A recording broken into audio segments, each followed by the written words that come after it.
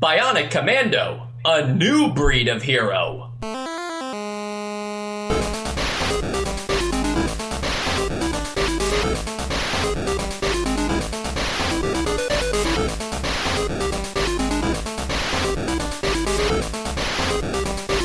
And welcome to Nostalgia, a chronological exploration of every NES game released in North America. I'm Mike.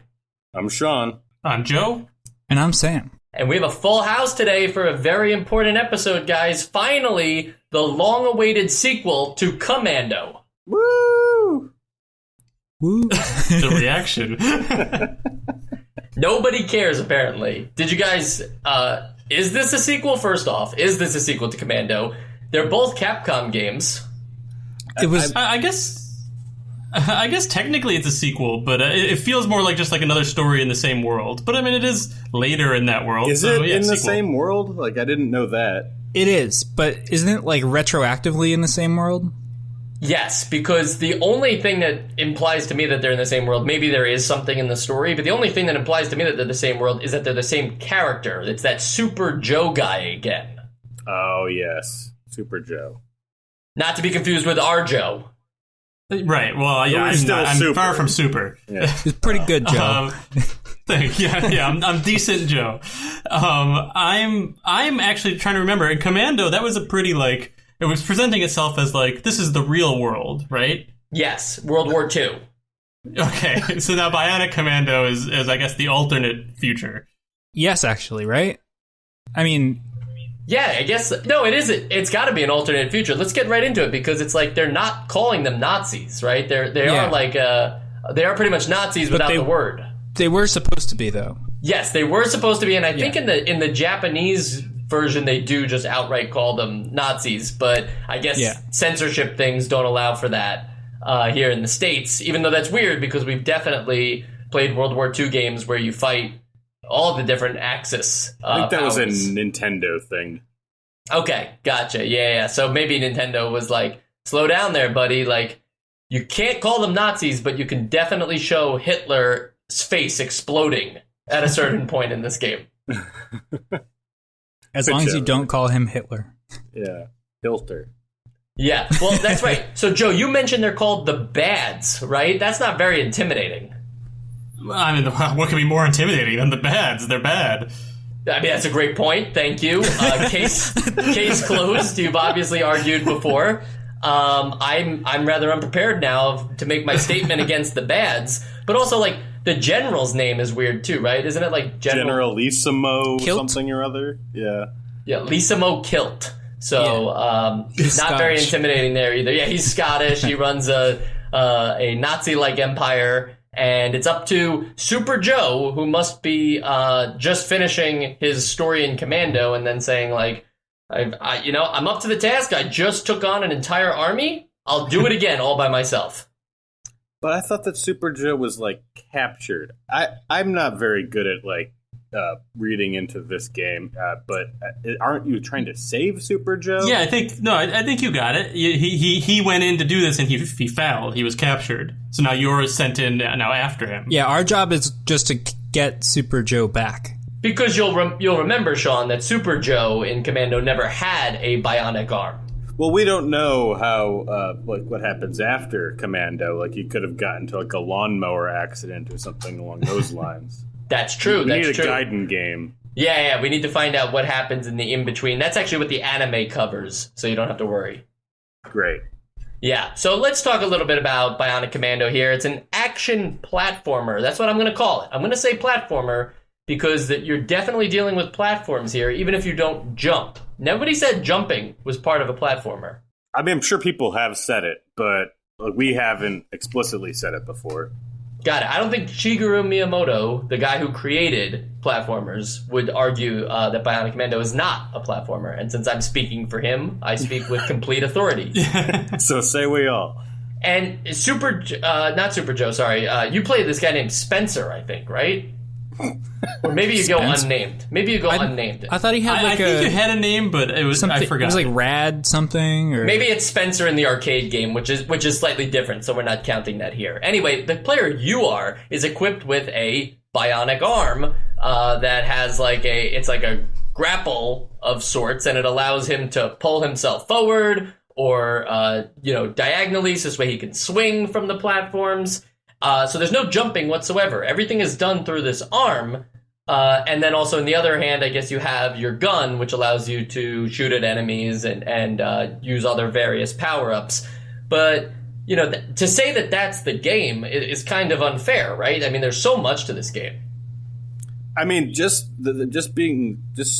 focusing on that, though, like that being the mechanic of, like, you don't jump. You have this arm with the grappling, and that's how you get around. And the programming of the game allows you to take advantage of that fact in a lot of different situations. Like, it's probably the most innovative game mechanic in platforming that we've seen since Super Mario Brothers. Absolutely. I mean, nobody's going to argue here that the game is more notable today because of this feature of like not being able to jump, because you have to use the arm for everything. That's what makes it a more notable NES title. And yeah, there's some flaws to the claw, but flaws to the claws. Flaws to the claws. But for the most part, like, that's what makes the game interesting. So let's talk about that. A platform game in which you cannot jump. Sean, you kind of started us already. So Joe, what were your immediate takes on that? Well, right away, I was very excited about it. I thought it was a really cool idea, and it's really, I don't know, just interesting to have a game that's kind of built like any other platformer we've played with this claw in mind. But yeah, it has a different main mechanic than jumping to the platforms, and swinging in games is always fun. So it's an interesting thing where I feel like it had potential to be a little puzzly and potential to be a little, I don't know, like the action element of it being very cool. And it delivered that to me for the most part. It definitely had things that it didn't deliver that I was hoping for. But it definitely, it scratched that itch for something new and something a little different. And Sam, what about you? I thought it was great. I thought that like the feel of it holds up, and that I could tell when I started it that when I was bad off, at the very beginning, first time playing, it was just me not used to the controls yet, but that the controls themselves were very responsive. And I looked up speedruns of this, and people are just flying all over the place, and it's something that you can get a lot better with time. And so I think that that's a sign of a really good mechanic.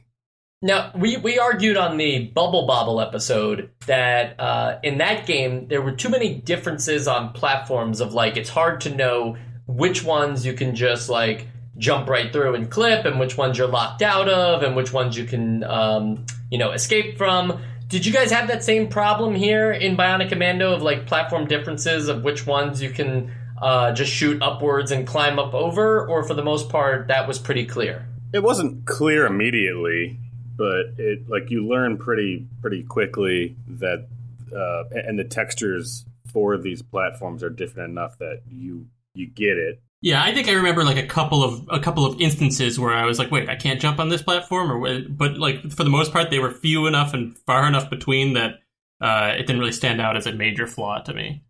I was going to say the springs kind of stand out a little bit too. Not stand out in that they stand out in that they don't stand out, and you jump when you hit them, which kind of surprises me every now and then when I step on them by accident. I think the game also benefits a lot from being more open than Bubble Bobble was allowed to be, but also just from the fact that, like, you can take the time to think about, like, where you want to explore in this world, and what you want to do in each level. There's no instantly respawning enemies that you have to constantly deal with if you stay there too long. There's no there's no platforms that aren't communicated in a way where it's like, well, I can't reach that and I don't really know what to do next. It's you figure it out as you go along, and it's not so puzzly in a way that's obtuse. Well, there are some times in this game where, depending on how you venture throughout the overworld in the different areas, you might be confused on what you're supposed to do next. But there is a solve for that I think we'll get to. Did anybody have any problems, though, with using the hook? I would just like to stop you real quick I would just like some clarification. This is not a challenge. But where did we get to like the comparison for this game as Bubble Bobble? Is it because it's sort of like it's kind of physics based? Is that what we're talking about here? We're talking just about the platforming, and sometimes in Bionic Commando there are platforms that you can reach up to, but you can't climb up on top of. Like they're just solid walls. Okay. And that was a thing in Bubble Bobble that That's true. Sometimes we couldn't escape walls, or we couldn't go through those walls. Like we had to find creative solutions. And I was just wondering if people had that same problem here, because that's just a platformer thing. Is like you have to be able to explore the area freely. No, for sure. But to answer your actual question regarding if I had any problems with the grapple, there's definitely a learning curve. Where in the beginning you really aren't sure how it works at all, and that lasts about like a minute and a half, and then there's like you kind of get the whole swinging mechanic, and that lasts a couple hours, and then you get to a point where you can start to like string these swings together and like get to places that you otherwise didn't think you could. But no, I mean there's it's not a perfect system. But I did have some issues with it throughout, but I otherwise thought that it's a pretty well-polished system. Yeah, I can add to that a little bit too, because I agree that I don't think it's a perfect system, and I agree that you learn as you go, and it does you do get a lot better at it. But I don't think that necessarily means that it's a well executed mechanic. I think that there are. To me, I mean, personally, I thought there were some significant flaws in like the way it controlled. Like one just being like it's very counterintuitive that like the button to let go is like sometimes down and then or to the left, whereas the button to grab on is A. And I feel like it sounds like a little thing, but I feel like sometimes that makes like the fluidness of like the way you want to control like a little more annoying. And granted, yeah, you get the hang of that after a while. But then there are other things to me where if you swing and you're like just a little too close, just like a couple pixels too close to a wall, you'll bump into the wall and just fall straight down. It'll stop all your momentum. Yeah, that's definitely one of the frustrations I meant. Yeah. Yeah, and there are a couple other things like that made this thing that I was really excited about at first that should have felt very fluid and very fun and like kind of the motion should have been very momentum based, to use a term we've used in the past. And I feel like there was a lot of like stiffness to it. I'm just playing the devil's advocate a little bit here because I did still really like the mechanic, but I thought I would like to see it vastly improved. I think part of that is there's no like aftertouch. Like we're used to in midair being able to adjust our trajectory a la Super Mario. But once you let go of that grapple or like whatever the grapple was holding on to, you have committed to an arc. Mm-hmm. And that like just that not being able to like make those little corrections definitely contributes to making that mechanic feel a bit stiff. And the other aspects to it also contribute to that I guess I can't really articulate right now, but I agree that there is a stiffness to it. But I do think that I never really had trouble letting go, or like those binary things I didn't have as much issue with. Yeah, I mean, I don't think I was ever like looked at one of those things and was like, yeah, this is exactly what's giving me a problem. But it was all the things compounded, which just made it feel not as fluid as it. Like, I'm not asking for like Insomniac Spider-Man or anything, but I just feel like the game being as action based as it is, yeah, I feel like it should either have gone with making the controls a little more fluid to accommodate some of the action, or keeping the controls the way they are, but then making like the traversal a little more like of a cerebral puzzle. But it kind of combined the wrong ends of both of those things together. Because these constant like movements with the claw or arm, whatever, grapple, clip, whatever you want to call it, those constant decisions that you have to make with it do slow down the pace of the game. And I'm not sure if that's a good or bad thing, because I don't think this is a game that you're supposed to beat very quickly. It's a very long difficult, detailed game. But all that said, and this is going to sound crazy to suggest for a game as notable as Bionic Commando, but if you remove the grappling hook, I mean, this is, and you were able to jump. Like, this is still a long, difficult, detailed game that would be enjoyable to play if you did have full control over your body. That's an interesting way to phrase it. If you had full control over your body. Instead of being forced to climb onto things and swing. No, I understand. I think that if it was jumping in addition to the grapple, I guess I wouldn't really know how they'd map that. But I think that it would definitely contribute to a little bit of a better like game feel. But I also just think that that is kind of like sacrilege to say that Bionic Commando, like without the bionic arm. I guess I really don't have anything to say beyond that. Just those musings. When I'm taking what you're saying, the way I'm taking what you're saying, Mike, is that like it has a lot of the features that we praise in other games that don't have this cool, interesting new way of playing it. Like there are multiple, there's a little bit of freedom and where you choose to go, and there's like a lot of different items and power-ups you can use. There's a lot of other things that you can. It's a very immersive game, regardless of that mechanic.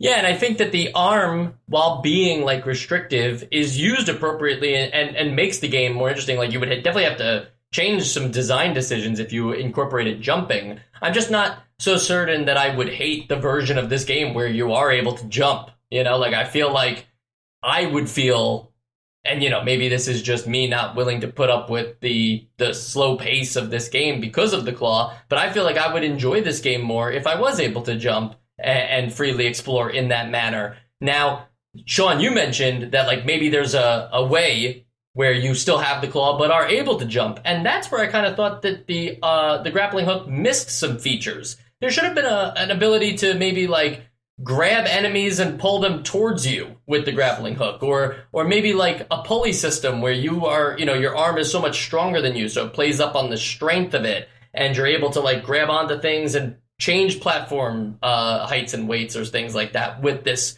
bionic arm. Maybe the claw itself gets some like powerful upgrades that then expand on areas you've already visited. Now that changes the game a little more than that, but you get the idea. Like I felt like other than swinging and climbing up on platforms, which is a huge part of this game, if you incorporated the jumping, the claw could still find some uses. Sure, I still don't really know. I know it sounds very silly, but I still don't know how they'd map that control if you're still going to shoot things. But I do get what you mean. I think though that just and this is. It's not based on the game by itself, but also its legacy. But the legacy of this game would be so much different if, like, we just got rid of the claw. I mean, that sounds totally very obvious, but it would be a more forgettable game. I think people remember this one because of this distinct mechanic, and so it feels good to do most of the time. Yeah, totally. I think that it's a conversation worth having, though. Of is the game actually better for having this mechanic on a gameplay fun level, as opposed to just like, obviously it makes it stand out. I think it's also cool just because it forces you to think of things in a way. If you could jump, even if you could jump and you had the claw, you would probably jump a lot and not use the claw a lot. And this forces you to kind of learn something new and think of it in a way you wouldn't think of it in another game. And that's why, like, to answer your question, Mike, would this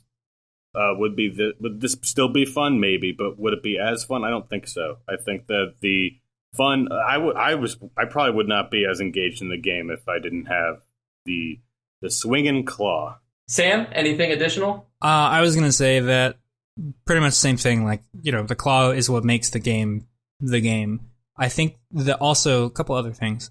The way that you find each location in the game, and you kind of have to discover what's there, and then you need to make sure that you have enough fuel to get to the next location for that long stretch. I think that all of that kind of gives it a puzzle element that it makes those little sections. I mean, the fact that enemies go down in a couple hits, and that the sections themselves aren't super challenging, but it's all part of this larger picture that you have to figure out and navigate. Almost like a Metroidvania, but not quite, because it's still pretty linear. I think that is what makes it a really interesting game as well. And as far as the claw mechanic goes, I was wondering if you had like a little bit of like a little bit slower falling speed, if that would help things. So that way you could kind of re-grab if you made a mistake or something. Without losing all progress. Yeah, if you were fast enough.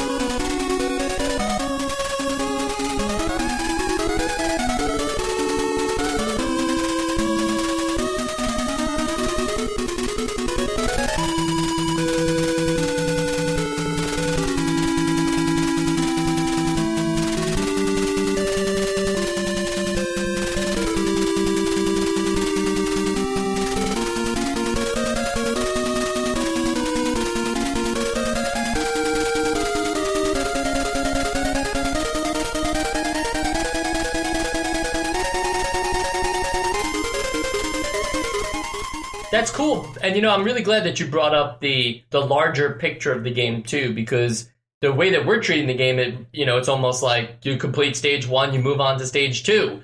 And even though these stages aren't numbered appropriately, and I'm not quite sure what that's about, when you boot up the game, you're greeted with this, like, what are we going to call these things now? It's like a map grid. Yeah. Map, like flow chart. I don't know. Yeah, it's like a map flow chart. That's a good way of like you start on 1 and then you could move to 13, I think, or 14, and then you could move from there to number 3. It's like, why aren't they just numbered in order? I don't know. I think I know why. I think it's because you're not supposed to do them in order, And if they were just numbered 1 through 14 or whatever, then you would just do it in that order. But this kind of makes you think about which one you should go to, and they'll say there's a weapons depot in sector 4 or something, and then you're like, all right, where is sector 4 and how do I get there? And I have to go through all these first. I guess that's right, but there doesn't seem to be any rhyme or reason. Like, I understand that, like, yes, it's sort of it's trying to train you to not think of them as level 1, 2, 3, 4, 5, but neither the order in which you should play them nor the order in which they are presented are numbered correctly. So I mean, it's still very confusing, and it is one of the reasons why I had trouble playing this game over, like, in the overview. Moment to moment, I was good, but this whole system here kind of threw me for a loop. I was going to say I was a little confused until I started using the radio or the transmission, whatever it is, in the game a little bit more. As well. Yeah, and then it kind of gives you directions there. And it tells you hints of places to go. And so I just I don't really think too much about where I'm trying to go. I just kind of let the game play itself, sort of. Yeah, go where the hints guide you, because I'd argue that they're not even hints. They're essential to playing the game. Yeah. Like, if you don't do those transmissions, you won't even understand, like, why you can't go to Area 4 until you get that, like, ability to see in the dark. Mm-hmm. Yeah, that's also part of it, though. Like, that whole, like, oh, these are hints. These are things that tell you where you should go or where things are. But I didn't know why I needed that thing. Like, I know that, like, Area 4 is kind of impossible without that night vision thing. But there was a point where I was trying to get to Area 8, and it just said, like, you don't have enough power to do that. And I didn't recall any level or any radio station that told you that, like, to get enough power to go to level 8, you need this. I'm sure it exists somewhere. And if I played this game long enough, like a kid in '88 that didn't have many other games to play, I might figure that out. But it was still a little obtuse for me. Yeah, I also noticed, like, a couple things like that. I don't know how I missed it telling me that I needed the light to go to Area 4. But I went to Area 4, and then I was just, can you leave the area? I mean, you're just stuck in that area? Yeah. So, but when you die, I'm forgetting, do you end up you end up back in the area when you die? Oh, you're right. You were just respawned. Yeah, it's so funny. I don't know what you would do. Yeah, I ended up, I was pretty early on. It was only like the second or third place I went to, and I had to start the game over. Dang. So that sucked. So I don't know if maybe I missed some very simple solution to that, but if I didn't, that seems like a very major flaw in the game.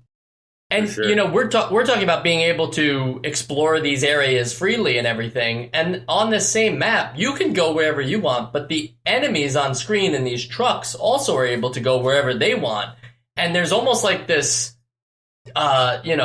early tactical strategy game going on there where you have to be mindful of where the trucks are so that you don't come into collision with them. Granted, the penalty for coming into collision with them isn't really that bad. It's almost like you get to enter a mini game of Commando. But I thought that was pretty cool, of like a nice touch to make the map flowchart thing we were talking about feel more alive than just like picking numbers on a square.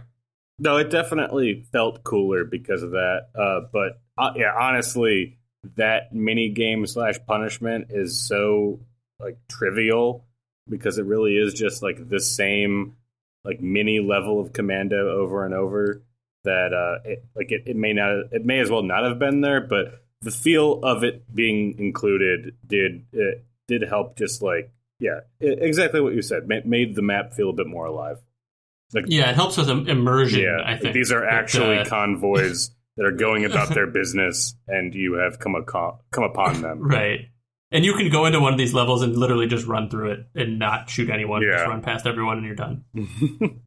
I also found that I looked this game up online a lot to see what people think of it because I know it has a legacy, and people like those little mini levels because there's the guy that drops, I think it's the eagle symbol, and those are extra lives, and you can actually farm those guys to get a bunch of extra lives and then kind of set yourself up for later. Yeah, I guess I never really noticed that because your extra lives aren't all that they're not all that like easy to see. Yeah. At least so I never really noticed that, but it sucks because farming should never really be a mechanic. But that's all. Well, wait a minute. What about like farming in RPGs? Like that's like a whole element of those games. I think that farming in RPG, we're getting off topic here, but I think that farming in RPGs is a symptom of like poor game design than it is until it became a mechanic in itself. I think it was a symptom of poor game design before it became a mechanic. I agree with that too, because there are definitely some RPGs where you don't have to ever stop and think about, like, I should stay in this area for a long time and just keep battling the same thing over and over. So I agree with that. Exactly. I retract my statement. You guys are making me think a lot tonight. I think when Sam brought up that thing about the numbers, that was just something I never considered in my whole life, that they would number them out of order, so this way you don't think of them as something you must do in order. But that was such a good point. And so shout out to the Nostalgia crew for making this nostalgia listener think differently. Thanks, Mike. All right, so you know what though? We're talking about this game, and obviously, like, this is one that we all put a lot of time into. Sometimes we're being honest with listeners, and we're like, I didn't really play this one that much, or it wasn't that fun after a while, so I just gave up on it. But it sounds like we all really played this one. However, I doubt that any of us beat it. Am I correct? No, I did You're not. correct. You're correct. This is a long game, and that shouldn't be a penalty. But I'm starting to notice myself in this trend of NES games, maybe even, like outside of Legend of Zelda is the only like longish one. And that's not even that long of a game if we're being honest with ourselves. But that one lets you save. That's the only longish game that I actually was able to like tolerate. Any of these longer NES games, it seems like they're fine and they're interesting games and I'd still play them regardless. But I don't actually have an interest in beating them because of their length. Do you guys find that? I mean, I think that I agree as a 29-year-old, but I don't think that's an us problem. That is not the game's problem, because with games like I don't remember the ones where it's basically the same thing over and over. There's no real progression. It's just like this game has 200 stages. Like that is too long. Like that is a game that I would not play because it's so long. But this is a relatively like progression-based game, so I don't really see that as a fault in the game. I think that's just our patience as people. Of which I have very little, so I agree with that. But I'd be curious to hear Sam and Joe's thoughts on just like completing NES games in general. Like, does a longer NES game drive you away from it, or do you not care about beating them? Like, what's the deal? I think that the way that we play video games now is so different than the way people played video games in the 80s that, you know, we're kind of used to the immediate gratification of getting it, whereas back then you really had to fully understand the game for a while, and you probably weren't playing too many other games at home, so you had the time to do that too. And so, you know, maybe it does take a really long time before you can get to some of those later levels as a kid playing this game, but you put in so much time already because you don't really have that many options that you have the swinging mechanic down, and you can just breeze through the beginning of it now, and you know exactly where to go, and you can kind of set yourself up. So I can see this, like, and for that reason, it really grows on you too. So I can forgive it for that. I think that if it came out today, then that'd be a different story. But if it came out today, it would have at least like an autosave feature. Yeah. So I don't think it would have the same problem. Yeah, if there was an autosave feature, I think that'd be fine. But, you know. No, totally. And I think it's just like, it's something that we always think of, something I always think about. I don't want to say we all always think about, but it's something I'm always thinking about with these games and just video games in general is my my lack of care of whether I beat games or not anymore. Like, I really, even modern games that are exciting, story-driven games, I'm okay with just like putting them down when I've had enough. Yeah, I agree. Like, I don't mind if I beat it or not. I can always look up the story on Wikipedia. I think the guys on IGN GameScoop brought this up recently, but they were talking about, like, that video games are the only medium that you can't just, like, jump to the end and find out what happens. Like, you can rent a movie and just go on the DVD and skip to the last chapter and find out what happens, or you could turn to the end of a book and read the last page without, like, being skipped. In video games, you don't have, like, necessarily... Some games give you chapter selects after the fact, but you don't get the ability to just, like, be like, I want to replay this moment because I really enjoyed it. I'm glad you brought that up, Mike, because I listened to that episode, too, and I actually have, like... It's weird, because I have an opinion that I don't think I really have a good way of defending, but I disagree with them, even though, like, logically I agree with them. But I think that so much of it, depending on the game... So, like, not every game, but, like, so much of a lot of, like, story-driven games or games that are for the experience, like, of the story. Part of it is that you're living it, that you're being rewarded when you're getting whatever, the cutscene or whatever the next part of the story is, and that you feel more immersed in it because you're the one with, like, some agency in it. And I totally get that, like, well, yeah, but why shouldn't the person be able to decide, you know, you can make the same thing about a movie, like, you don't get as much out of it if you skip to the end, but, like, yeah, the person who bought it should be allowed to do that. And I agree with that totally logically, but just somehow I don't like the idea of a world where all games you can just skip to the end if you want to, with no real logical way of backing that up. This is a quagmire that we could step into and talk for hours about. I kind of see both camps of this, where I think that it's weird that you can't just go and look, but I wouldn't want to. So I've never really thought about that. I haven't listened to that episode, so maybe I should, just to get a little bit more information on where they're coming from. But I just wouldn't want to. I have a very specific anecdotal counterpoint to this. That Sure. When I was a kid, I got a used copy of Ocarina of Time, and that person had already beaten the game, and so I was curious what it'd be like to be in the end of the game. So I was still a kid, I think, like still Kid Link, and I just decided I'd play this other person's file for a little bit and see what it'd be like to fight Ganon. It was cool, and I got really good at it, so by the time that I finally got there, I knew exactly what to do. And I don't know if that really, like, ruined the end of it for me or not, but I thought it was fun that I could go over to my friend's house who was having trouble beating Ganon, and I could do it for him whereas I'm still like in Jabu Jabu's belly. So Yeah, I mean, that's awesome to hear. I'm kind of surprised that you weren't like, what? Link's an adult? But maybe that was just spoiled because that's something that's obvious from like anywhere, any promotional material for Ocarina of Time.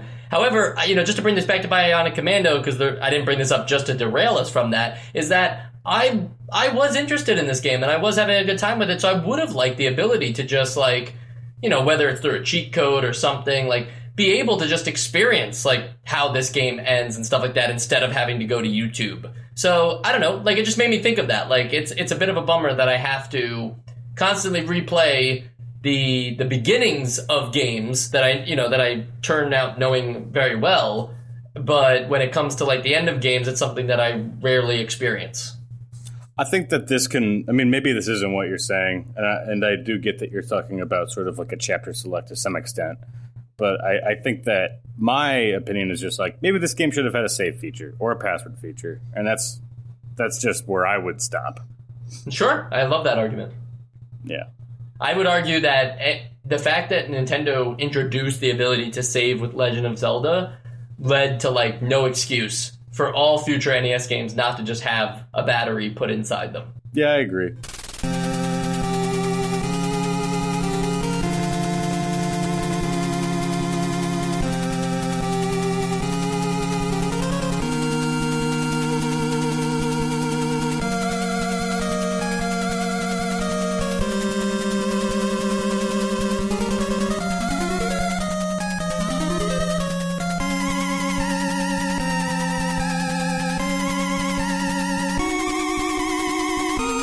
A portable adaptation of Bionic Commando was released for the Game Boy in 1992.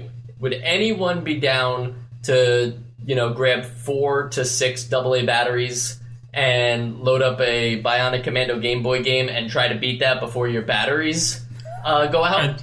Are the extra 2 batteries for the magnifying glass light that you put over the screen? Thank you. You're aware. Yes.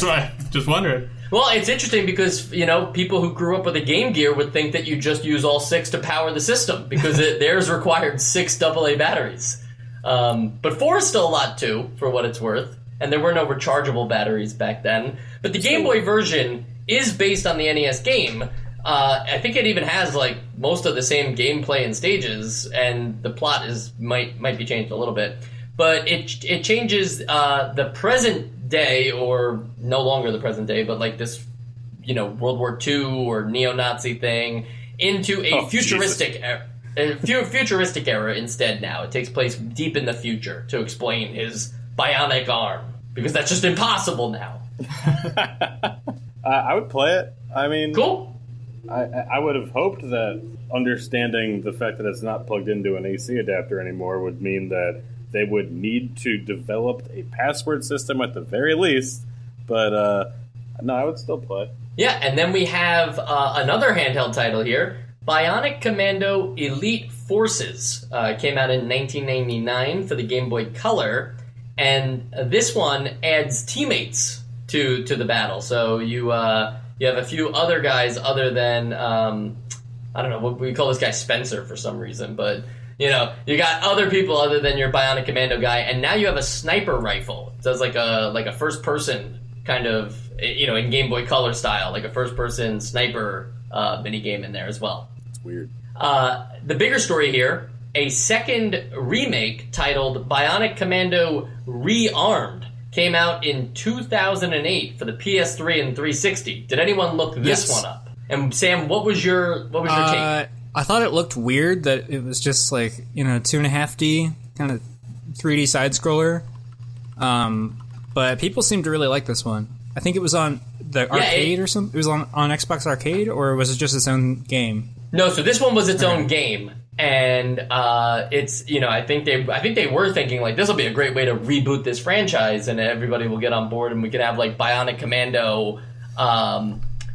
Become our, this is 2008, so forgive me here, Sean, but is that around Mass Effect 1 time? I would say so, I think.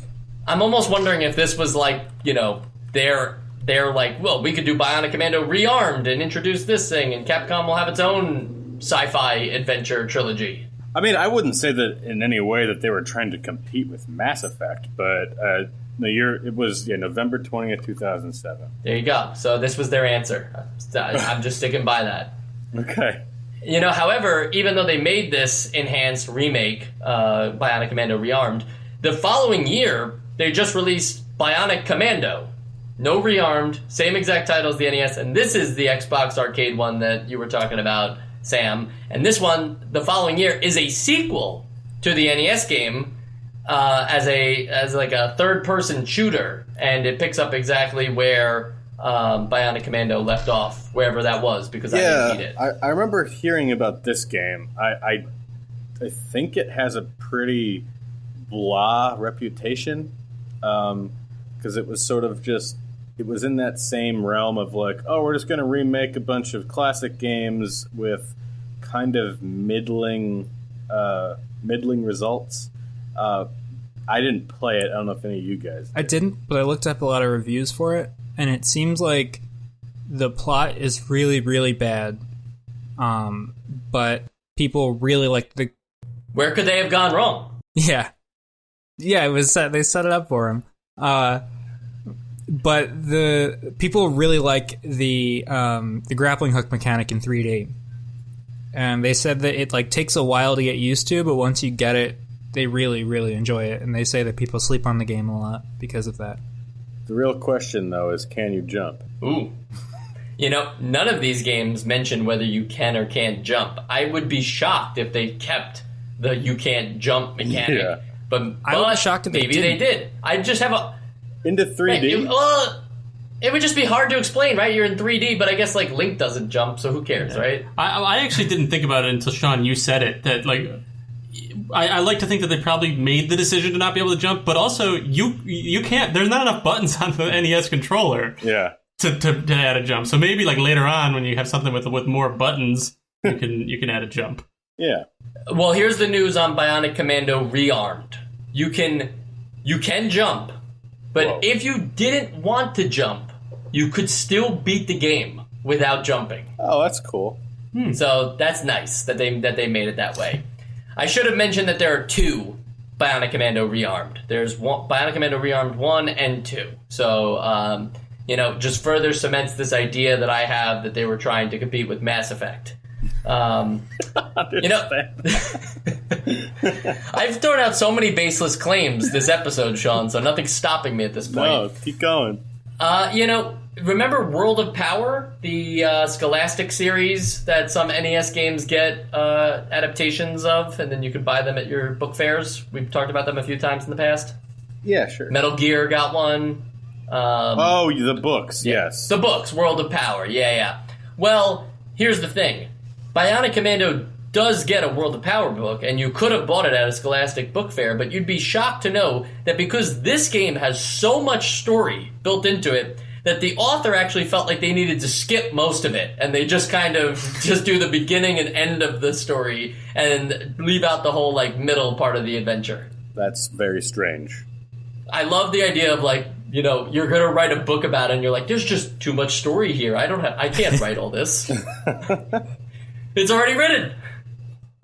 All right, well, we've been talking about Bionic Commando for 40 minutes now. I think it's time that we finally decide whether this is on our essential games list. All right, I don't know who I'm going to pick first to vote, so instead I'm going to have Joe pick who goes first. I'd like you to go first, Mike. You never go first. Oh, thank you so much. I'm going to go first, and here's what I'm going to say about Bionic Commando. Where I stand with this game right now is that it was wildly, I don't want to say innovative, but wildly different from everything else that we played up until this point. And it does all that without being it does all that without being tough to play. It's actually fun to play through this game. I mentioned the slow pace, but I don't find that to be unrewarding because enemies don't just continue to spawn, and you can, enjoy whatever you're doing for the time being and move on through the stages at your own pleasure.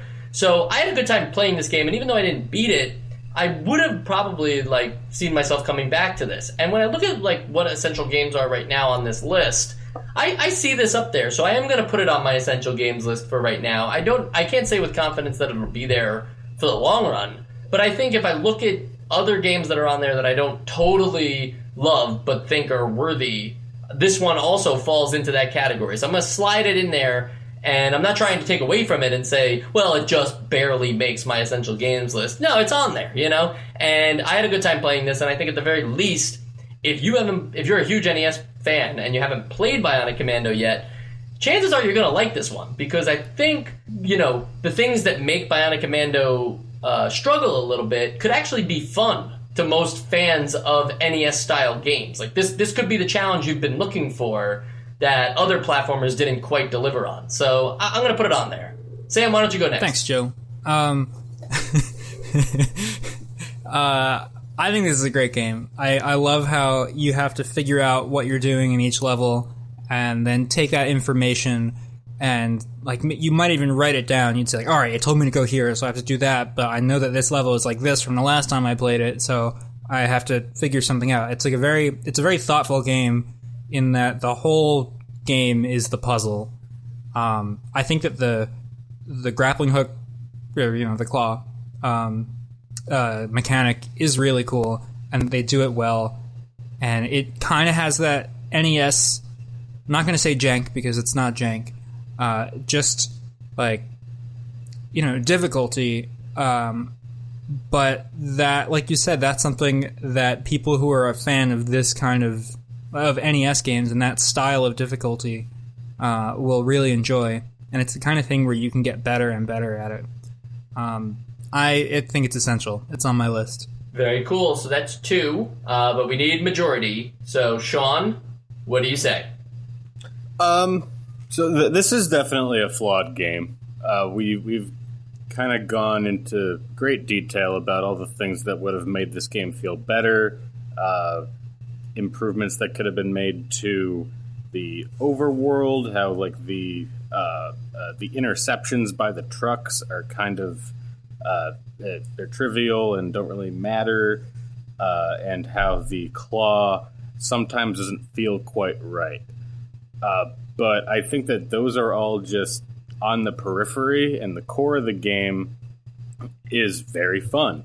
And I will sort of go against sort of what Mike said, in that he didn't go so far as to say that it was innovative. I will say, and I already have said, that it is innovative. This mechanic of, like, every other platformer is just either jump and jump or jump and shoot. This is shoot and claw. So I will say that it is innovative, I will say that it is fun, and I will say that it's essential. All right, so that puts it on the list, but Joe, you can still have a say.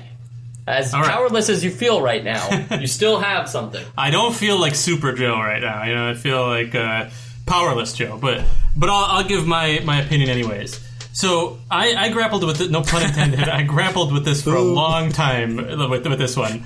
This one is it gave me some trouble because I loved this game. I thought it was great from beginning to end. I really do think that the claw thing is a very cool, interesting mechanic that makes you think differently, and I really want to make sure that we praise them for kind of branching out and trying something else. And there are a lot of things that made me question whether or not I wanted to put on the essential games list. Most of it we talked about, like the grappling hook being their major main mechanic, not feeling quite good enough, feeling like it could really be improved on. And I would really love to see just like a direct sequel on the NES that improves on it. But then there's also some things like enemy placement. Enemies respawn almost immediately. It's the same issue we've had with other things, maybe not as big of an offense, but where the enemies are just kind of spawning randomly all over the place. They don't really give you a lot of time to plan what you're going to do with the claw or how you're going to traverse around. You just kind of have to go. You just have to kind of figure it out. So the grappling hook is what, for me, is what hurts it, but it's also kind of what saves it. Because as flawed as it is, I do think that it's worth playing it because there's really not been another experience like it. And Now, I am kind of saying the opposite again of what you said, Mike, where I am sort of saying this just barely makes my essential games list. And I do sort of suspect that in the future I might vote to take it off or suggest we take it off. But right now, I do think that with what's on there right now, I think it deserves to be on there, but I'd like to reassess after we've played a lot more games and we've, when we get to later ones, and we'll see where it is then. But this was maybe the hardest decision that I've made on the essential games list, so I'm putting it on there for now, but we'll see. All right. It's on there anyway. So I love it. It's 4 very interesting votes here. This was definitely, even though it became unanimous on the essential games list, it's not the same as Super Mario Brothers when that became unanimous, or The Legend of Zelda. Sorry, I know I've already taken up so much time here. Can I speak to that too? I part of me, I don't know how you guys feel about this, but after you 3 had all voted essential, I almost wanted to change my vote to not essential because I felt like I'm so on the edge that I feel like how could we now have this a unanimous essential game? But I feel like we'll go with the individual votes, not trying to influence the overall thing. For sure. And there's a lot to be said about the essential games list right now. It's been a long year. 1988 has been our longest year of gaming yet, and we haven't had a chance to really look at the essential games list. Honestly, I think it's at 16 or 17 games now, and that's not really that large, but to me that feels large. It feels large to be recommending 17 games. That's for a people solid to play. collection of games. Yeah. So it does need a look, and we will do that in our Best of 88 episode. But, everything that's made it on the list so far are also games that I was happy to see on there. I think I think now that I'm saying that sentence, I'm remembering one that I was a little surprised at. But for the most part, I was happy to see those games on the essential games list. Shut your mouth. Anyway, that's been this episode of Nostalgia. We hope everybody enjoyed it. Bionic Commando, definitely a game that probably most of our listeners are familiar with, so hopefully you guys made it all the way through the episode and argued with us the entire time. We love people who argue with us. Write on Twitter and tell us how crazy wrong we are, and that, actually, you idiots, it's easy to save in this game. You just press doot, doot, doot, doot, doot, and you save. Just say that to us. It's fine. I think it was one episode, Sean, you and me agreed that Ninja Gaiden, or Gaiden, however you want to call it, is a one-hit KO game, and that's just not true. But I said to the person who wrote back to us on Twitter, I was like, thank you for letting us know that, but also, that proves our point that we are fresh on these games. We never played these games beforehand, so when you dive into these episodes, you're playing with people who have no idea what they're talking about, except for the minute that they start speaking. Yeah, I'll just say that, don't speak for me ever again. I stand by the fact that it is a one-hit KO game, whether or not I've played it or not. So, yeah. Wow, you're going to have to get on Twitter with controversial opinions like that. Slide into those DMs. This has been NostalgiaCast. Remember, you can always find us on Twitter at NostalgiaCast. Next week, we have Blades of Steel coming up. No, it is not a Ninja Gaiden game. It is a hockey game. There are no swords in this one. But Blades of Steel. Sean, is that something? Is that a hockey term for sticks? I think at the very least it's for skates. I would love to see a game of hockey played with steel sticks. Well, bladed steel sticks. Yes, with sights. Right, exactly. The Castlevania port over. To be fair to everybody involved, Blades of Steel is going to get just as fair a shot next week as Bionic Commando got today. So please tune into that episode. I'm sure you'll love it. I'm sure you'll love the other 140 episodes we've produced so far, and I'm sure you'll love the next 600 as well. I'm Michael Esposito. You can find me at Esposito Film on Twitter, and I'll talk to you soon.